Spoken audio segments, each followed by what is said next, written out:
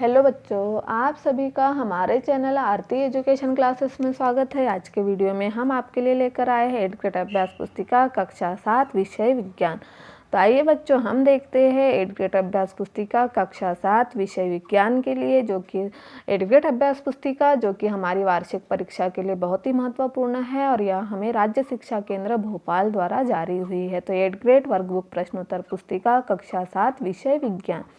तो देखिए बच्चों, यहाँ पाठ 14 दिया हुआ है, विद्युत धारा और इसके प्रभाव। प्रश्न नंबर 1 है, दर्शाए गए विद्युत परिपथ में यदि बल्ब का तंतु टूट जाए तो बल्ब दीप्त होगा या नहीं, कारण बताइए। तो विद्युत परिपथ में यदि बल्ब का तंतु टूट जाए तो बल्ब दीप्त नहीं होगा, क्योंकि तंतु टूट जाने के कारण विद्युत परिपथ पूर्ण नहीं होता है। तंतु क्या है, टूट जाता है तो विद्युत परिपथ पूर्ण नहीं होता है। फिर अगला प्रश्न है, प्रश्न नंबर 2, विद्युत फ्यूज बनाने के लिए किस धातु का तार उपयोग किया जाता है और क्यों। तो विद्युत फ्यूज बनाने के लिए विशेष पदार्थों के बने तारों का उपयोग किया जाता है। जब इन तारों में अधिक विद्युत धारा प्रवाहित की जाती है तो ये पिघलकर टूट जाते हैं। ये क्या है, पिघल जाते हैं, टूट जाते हैं। फिर अगला है प्रश्न नंबर 3, विद्युत धारा का तापीय प्रभाव किसे कहते हैं। ऐसे दो साधित्रों के नाम लिखिए जिसमें विद्युत धारा के तापीय अभाव का उपयोग होता है। तो जब किसी तार से कोई विद्युत धारा प्रवाहित होती है तो वह तरल तप्त हो जाता है और इसे विद्युत धारा तपीय प्रभाव कहते हैं, जैसे उपयोग विद्युत प्रेस और विद्युत हीटर। फिर है प्रश्न नंबर 4, विद्युत धारा के चुंबकीय प्रभाव से आप क्या समझते हैं। तो इसका उत्तर हम लिखेंगे,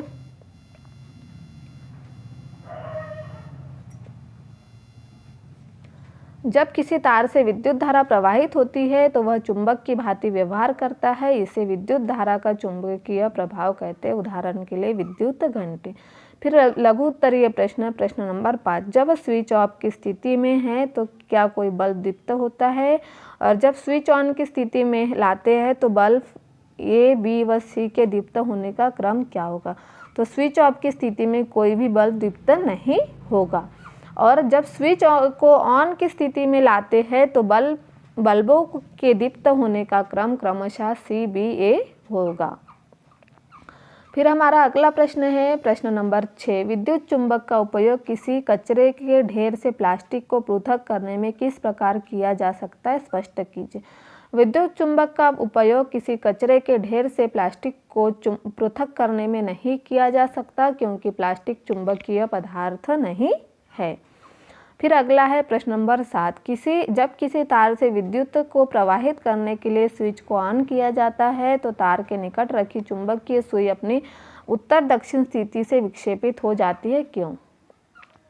तो जैसे ही तार में धारा प्रवाहित करने के लिए स्विच को ऑन करते हैं तो तार के आसपास चुंबकीय क्षेत्र उत्पन्न हो जाता है, जिससे तार के निकट रखी चुंबकीय सुई उत्तर दक्षिण दिशा में विक्षेपित हो जाती है, क्योंकि स्वतंत्रता पूर्वक लटका हुआ चुंबक सदैव उत्तर दक्षिण दिशा में ही ठहरता है।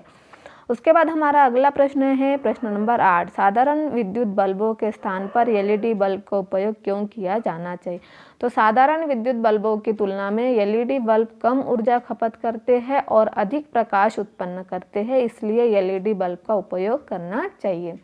फिर हमारा अगला प्रश्न है, प्रश्न नंबर 9, विद्युत परिपथ में उपयोग होने वाले निम्न अवयव को किस प्रतीक द्वारा प्रदर्शित करेंगे।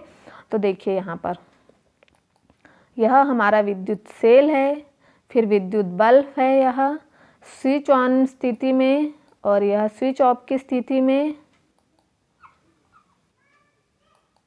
यह हमारी बैटरी है, और यह संयोजी तार है। तो इस तरह से हमने यहाँ पर इनके चित्र बना दिए प्रतीक चिन्हों के। फिर अगला है, उपयुक्त अवयव का उपयोग करते हुए परिपथ आरेख बनाइए। जब स्विच ऑन में हो और जब स्विच ऑफ की स्थिति में, तो किस परिस्थिति में बल्ब दीप्त होगा।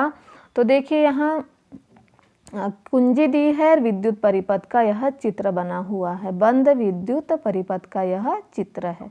अब देखिए बच्चों, यहाँ पर किसी विद्युत परिपथ में विद्युत धारा प्रवाहित होती है जो परिपथ पूर्ण होता है, बंद परिपथ कहलाता है। स्विच ऑन की स्थिति में टर्मिनल प्लस माइनस टर्मिनल से जुड़कर परिपथ पूर्ण करता है, तब विद्युत धारा प्रवाहित होती है। अब देखिए खुला विद्युत परिपथ का यह चित्र और यह कुंजी।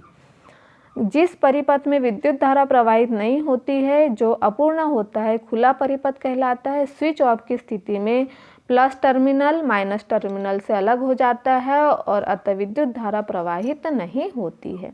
अब देखते हैं बच्चों, हम यहाँ पर प्रश्न नंबर 10, विद्युत घंटी का परिपथ बनाते हुए उसकी कार्यविधि समझाइए। यह विद्युत धारा के किस प्रभाव पर कार्य करती है?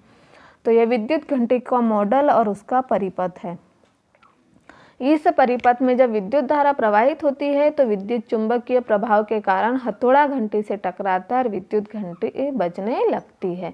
तो इस तरह से हमने विद्युत परिपथ में जो विद्युत घंटी का मॉडल, चित्र और उसके बारे में यहाँ लिख दिया है।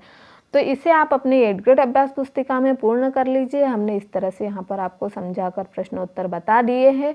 तो इस तरह से यदि आपको हमारा वीडियो अच्छा लगता है तो हमारे चैनल को सब्सक्राइब ज़रूर कर लीजिए और बेल आइकन को प्रेस करना ना भूलिए, ताकि आपको हमारे आने वाले वीडियो के नोटिफिकेशन मिलते रहेंगे।